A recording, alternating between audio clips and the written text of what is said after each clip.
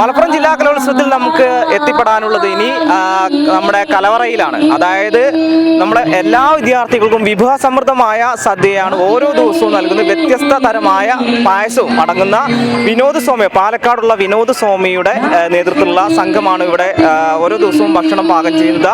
അതിൻ്റെ കമ്മിറ്റിയെ, അതായത് ഭക്ഷണം കൈകാര്യം ചെയ്യുന്ന കമ്മിറ്റി അടക്കം നമ്മുടെ കാത്തിരിക്കുന്നുണ്ട്. നമുക്ക് ആദ്യം അവിടെ ഒന്ന് പോകാം. ആദ്യം പോയി കഴിഞ്ഞതിന് ശേഷം അവരുടെ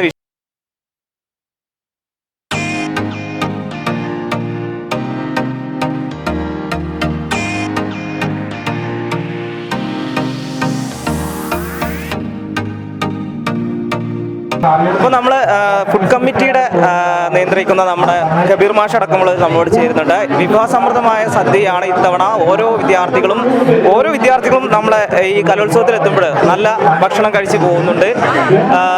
നല്ല പ്രതികരണമാണ് ലഭിക്കുന്നത്. നമുക്ക് മാഷോട് ചോദിച്ചറിയാം. മാഷ് ഇത്തവണ എങ്ങനെയാണ് സജ്ജീകരിച്ചിട്ടുള്ളത്?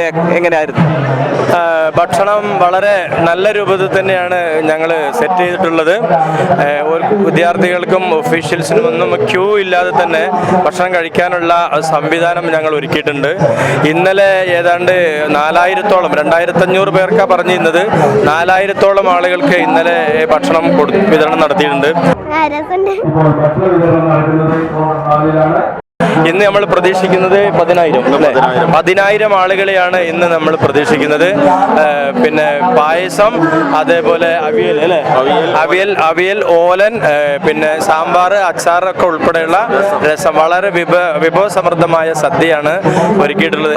ഓങ്ങാട് വിനോദ് സ്വാമിയുടെ നേതൃത്വത്തിലുള്ള 20-അംഗ സംഘമാണ് ഈ 5 ദിവസവും ഭക്ഷണം തയ്യാറാക്കുന്നത്. ഭക്ഷണപ്പുരയിൽ എത്തുന്ന മുഴുവൻ ആളുകളുടെയും വയറ് നിറയുന്നതോടൊപ്പം തന്നെ മനസ്സു നിറയ്ക്കുക എന്ന വലിയൊരു ദൗത്യമാണ് ഭക്ഷണ കമ്മിറ്റി ഏറ്റെടുത്തിട്ടുള്ളത്.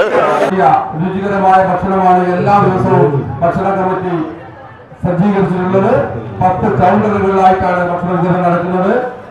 എല്ലാ ആളുകൾക്കും സൗകര്യപ്രദമായി നിന്ന് ഭക്ഷണം കഴിക്കാൻ ആവശ്യമായ സംവിധാനം ഏർപ്പെടുത്തിയിട്ടുണ്ട്. കലോത്സവത്തിലെത്തുന്ന വിദ്യാർത്ഥികളടക്കമുള്ള ഓരോ വ്യക്തിയും കലവറയിലെത്തി, അതായത് നമ്മുടെ ഊട്ടുപുരയിലെത്തി വിഭവസമൃദ്ധമായ ഭക്ഷണം കഴിച്ച് വിഭവസമൃദ്ധമായ സദ്യ അടക്കമുള്ള പായസമടക്കമുള്ള ഭക്ഷണം കഴിച്ച് വളരെ സന്തോഷത്തോടെയാണ് പിരിഞ്ഞു പോകുന്നത്. ഫുഡ് കമ്മിറ്റിയുടെ ഭാഗത്തു നിന്ന് നല്ല അഭിപ്രായമാണ്. ഫുഡ് കമ്മിറ്റിയുടെ ഭാഗത്തു നിന്ന് നല്ലൊരു സപ്പോർട്ടാണ് ഇത്തവണ ഭക്ഷണശാലയിലുള്ളത്.